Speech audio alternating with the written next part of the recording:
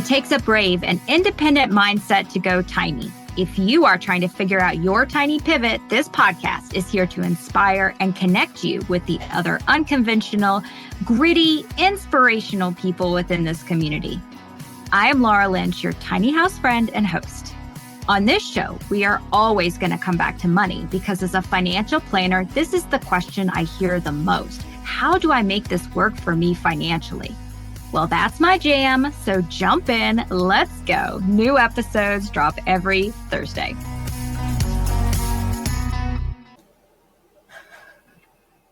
Hey everybody, Laura here. This is episode 69. We have been in our tiny house for 90 days as of just a couple of days ago in September. And so I thought I would take a little time to talk about how things are playing out in terms of the motivations for tiny living. Often we hear people talk about things like simplicity, financial freedom, sustainability, affordability, minimalism. These are all reasons why people are attracted to a tiny home or tiny living of some sort. And so now, having been full-time in this life for a quarter of a year, I have some discoveries that I thought I would share in reflection on these points. Definitely there are some what I would sort of call surprises in terms of the fact that maybe I thought things would go one way and they've gone another way. So I will start by talking about simplicity, which I think is probably one of the key reasons why we think about tiny living. It seems like the modern world that we live in is so complex. And I know that adulting and all of the things that come with that feel overwhelming. Keeping track of all of our financial obligations and our protection of ourselves from an insurance perspective, managing families and kids and careers and relationships, expectations, trying to plan for today and plan for the future and plan for something in between. It can be very overwhelming. And so we think that having a smaller footprint, a smaller house, a smaller dwelling will force some simplicity in our life. And I just had a conversation with someone a couple of days ago where we were talking about the complexity of life and entrepreneurship. And this person asked me if there were areas of my life where I had forced simplicity in order to, take a break in those areas of my life. I'd love to say yes. But actually, I think my life is probably more complex today than it was perhaps a year ago, though there are a lot of things that are still playing out that will result in more simplicity. But the reality is that if you change your career or start your own business as part of your tiny house journey, that will bring with it a whole learning curve and new complexities to life. Obviously, folks that are retiring into tiny living, that retirement has its own set of complexities that are unique to that chapter of life. I don't know that life ever gives us that much of a break, even if we shrink our roof. I feel I'm definitely noticing the increased complexity of life. And I don't think it's just about our choices. I don't think it's just about our lifestyle. I just think that a life is complex and things are getting harder, in my opinion, to keep track of, to keep all the balls in the air. It is getting harder. And even though there are many parts of our life that are made simpler by certain technological solutions, For example, scheduling, much easier these days. But other parts are getting harder because more research is required, or a new system has to be learned, or changes or security of our data, or keeping up with, new information or updates on the things that have been a major part of our life. These are all areas of complexity that we just have to always be staying on top of. And so this, to the actual specifics of living in 300 square feet as opposed to 2,300 square feet, I think that there are certain areas that are simpler. For example, I haven't missed a single thing in my kitchen that I got rid of. The smaller footprint of my kitchen makes me more efficient in what I'm doing. I don't feel like I'm walking quite so far to fetch that whisk that I need, or put all the pieces of a recipe together. It's all much more tightly contained. And that also requires me to be more efficient with what I keep in the space. But I think that I do feel an added bit of simplicity in that aspect. We have added another dog to our tiny house due to, a sort of needy puppy out there. And so now I have 3 dogs underfoot in my kitchen. And even when I was in a much larger kitchen, my dog still wanted to be right underneath me all the time. So it feels complex having 3 dogs in here. But at the same time, if I had 3 dogs in any other kitchen, they would be acting just the same. They'd be right on top of me because that's the way the dogs are.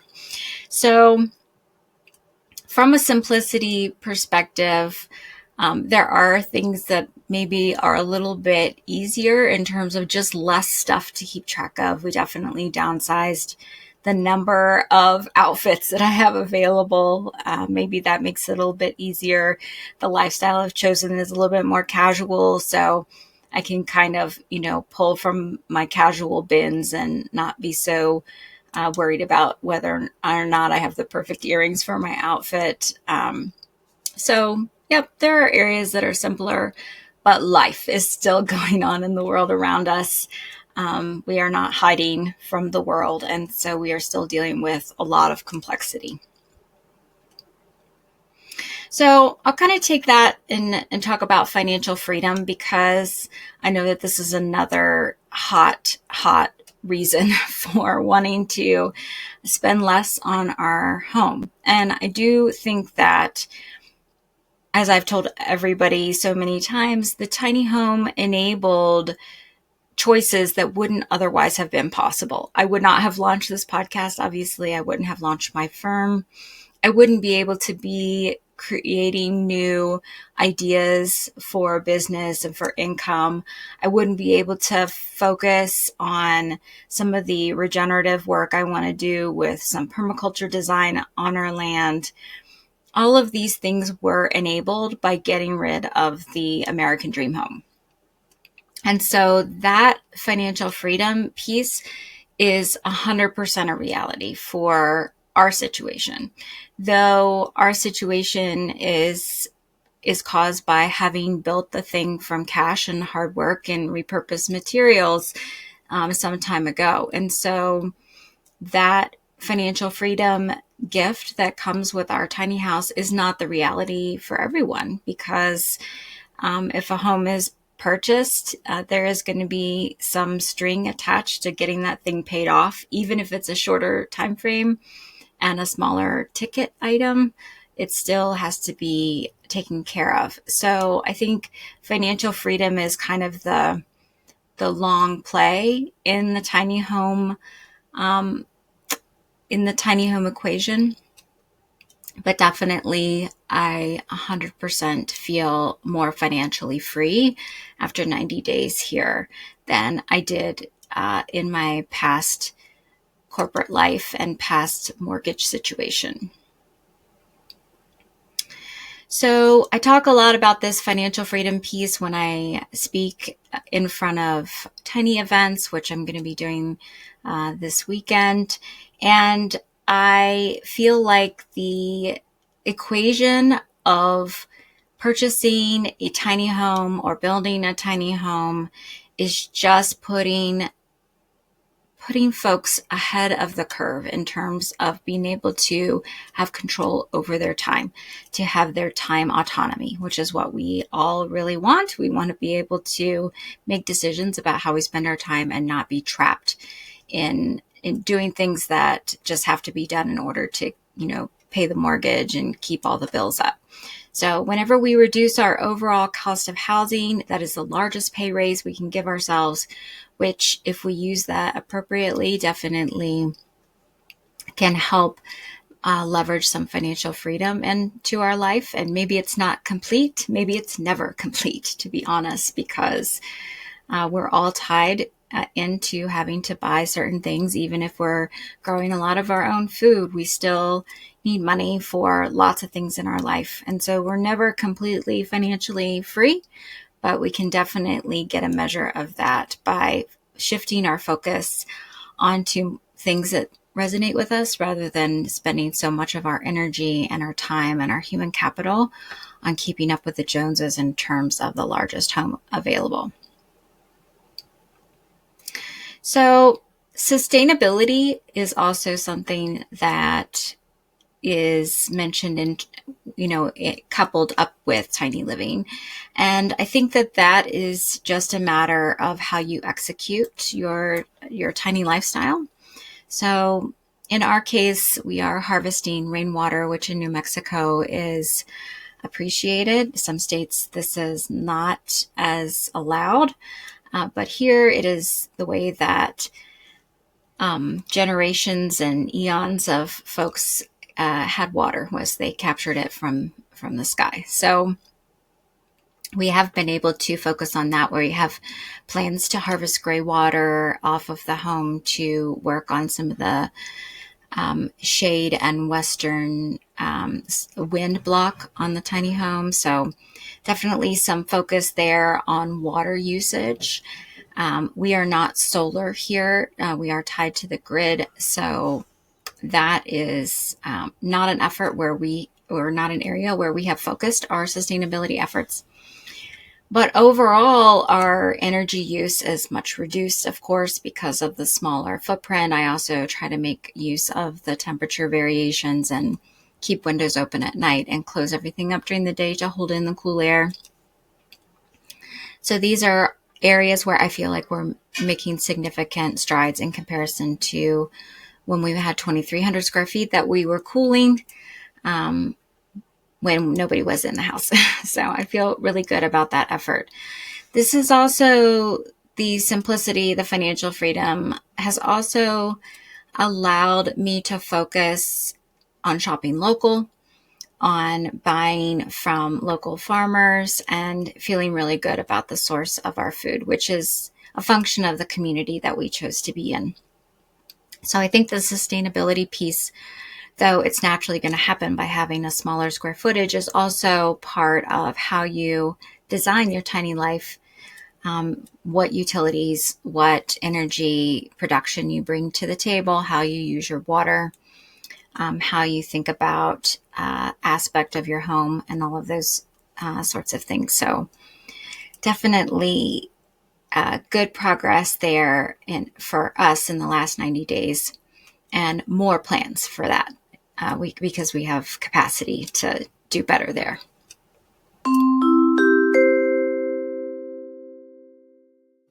On Less Has More Mola, we hear so many stories of people living unconventional lives.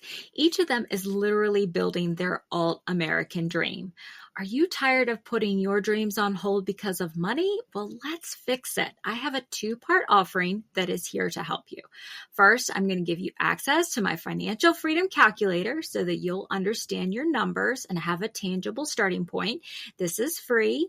And then second, we'll book a session to figure out your finances so that you can live your alt-American dream as soon as possible. This is paid. Why am I giving you something for free? Because I'm passionate about empowering people to choose an unconventional path. So let's work together to figure out money so that you will know that you've officially taken action on your plans. This offering is for you if you're unsure of your cost of living or how much savings you might need. You don't know what money move to make next. You dream of an unconventional life built on your terms. You're seeking a permanent solution and not a one-time motivational boost. You want to learn about money from someone who shares your interest in breaking away from the norm. So what do you think? Are you tired of starting sentences with someday when I? Then go to altamericandream.com and get the financial freedom calculator.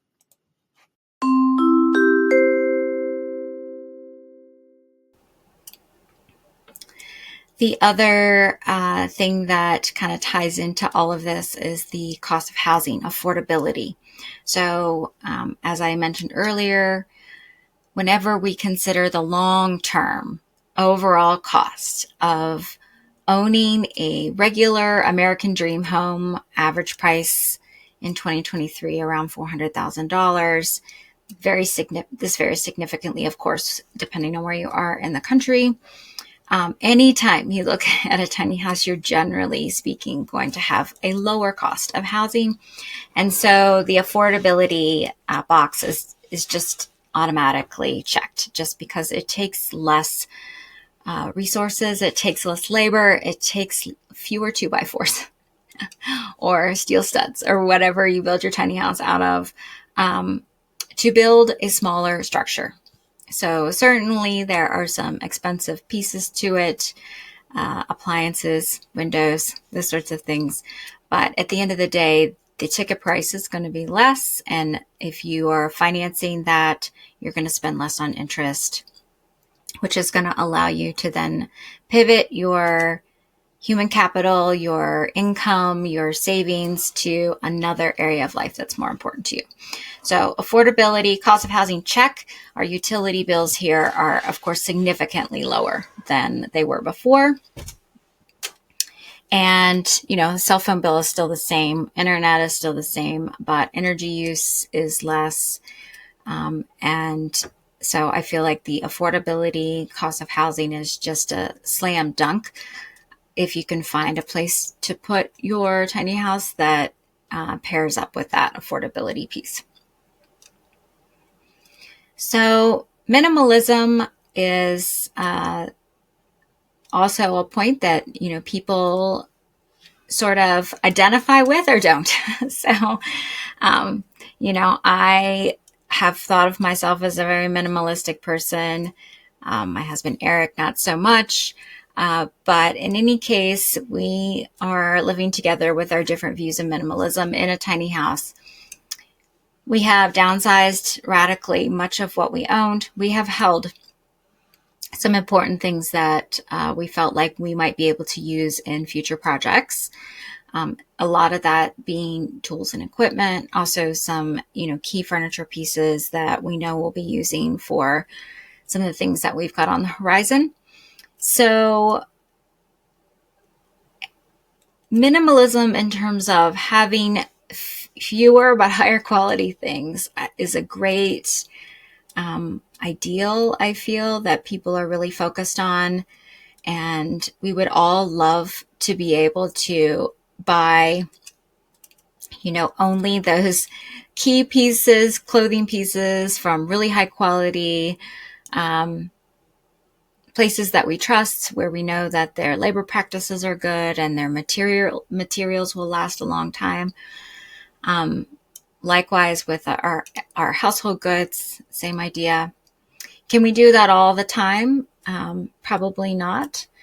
Can we be more intentional in a smaller space? Yes, because there is just less that we need to furnish, less that we need to decorate. For those of us who like to furnish and decorate, maybe that's a real struggle. But in any case, I think that overall, the number of things that I will ultimately take to the landfill, which has kind of been a real mental burden for me over the years, of how many things I've thrown away or have donated and knew that they were ultimately probably going to be thrown away. I don't want things to be created that are just ending up filling up the earth with plastics and trash. So it's really important to me to reduce the overall number of things that I will throw away. And so I feel good about kind of the repositioning of our lives in that respect, because by having a smaller footprint, a smaller square footage, there is just less that can come here, therefore less that can get thrown away. So I love this sort of, forced less shopping that is occurring for all of us in our family. And hopefully we're all being a little bit more mindful in this smaller footprint so that we can, when we, pass through this life, we will have created less trash.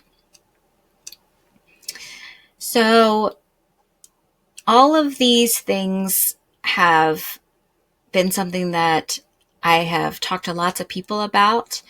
When we talk about reasons for tiny living, we often talk about simplicity, financial freedom, sustainability, affordability, minimalism. And so I don't feel, maybe because of the slow progression into this lifestyle or the number of months that we were planning or whatever, I don't feel this sudden earth-shaking change. And we often have this sort of adaptation where something changes in our life and all of a sudden it's the new normal and we don't even really notice. And so I have, over the last 90 days, not noticed significantly that our life has changed in terms of, oh my gosh, the less space, or oh my gosh, the increased simplicity, or oh my gosh, I feel so financially free. Like, all of these things are happening all around, but you have to stop in order to notice them. So I think that it is important, as we are considering whether or not tiny living might be a good fit for us, to remember that no matter where we are, there we go, or where we are, there, whatever the expression is, we are wherever we go. And so any of our frustrations in life that already exist probably will go to our new place, that a new geography, a smaller home that's really cute, whatever it is, the ideal that we have. Once we reach that place, we're still standing there with whatever that we've been dealing with. And life is just frankly complicated. And the more that we try to create different income streams, as an example, or the more that we try to build community and relationships, or do good in our community by adopting the stray puppy, or whatever it is that we see around us and we go, oh, I could, be a part of that, or I could help there, or I should, I have more time now, I should take that on. The more complex our life gets, regardless of the size of the house that we live in. But we get to, if we're fortunate enough in this life, we get to choose our hard. Because life is hard. No matter how we do it, it's hard. And so for those of us who are privileged enough to get to choose our path, we get to choose the hard that we want to wake up to every day for a long time. And so I think it's worth really thinking through, what is the hard that I want to show up for? If the hard that I want to show up for is the conventional path of the American dream house and the corporate career and the ladder climbing and the status signaling, then great. Nothing wrong with that. If the hard is about creativity and about community and about building relationships and about shrinking our footprint and about doing better for the earth, and doing something different for ourselves, then certainly tiny living is a hard worth showing up for. And there are inherent, quickly check the box benefits. But some of the benefits have to be finagled a little bit. So I just, as I was thinking about 90 days, it just didn't feel that catastrophic or significant or monumental. It just felt like more showing up for all the things that are important, but having more freedom to show up for what I think is important and less requirement to show up for what I don't think is important. So I hope that was helpful in thinking about whether tiny living is for you at some point in the future, or something you want to stay in, or something you want to get in. It isn't, a miracle cure for life, but it does allow for more space to focus on the things that are important to you. And it also is it's just the hard that you choose, if that is what aligns with you. So I'm headed off to Tiny Fest in California this weekend. Looking forward to talking to a lot of people. Next episode, I'll come back and recap some of the conversations that I had at Tiny Fest, which I'm super excited to chat with people for a couple days, to see an old friend while I'm out there, and to come back. And we have some great episodes following my return from that. So stay tuned. Make sure you subscribe if you find this podcast valuable, and share it with a friend who's also in love with tiny living. Hey, thank you for taking the time to listen to Less House, More Moolah. I have another free resource on my website for you, the Unconventional Values Quiz. In just 2 minutes, you can pinpoint your style of freedom seeker, security guardian, adventure enthusiast, or community builder. Check it out at thetinyhouseadvisor.com. And one more thing. Podcasts don't have algorithms like social media does. They only grow by word of mouth and reviews. If this podcast is helpful to you, would you please post a review on your podcast app and tell a friend who is trying to live a values-based life? It would totally make my day. Please see the show notes for important disclosure regarding the Tiny House Advisor LLC and this episode.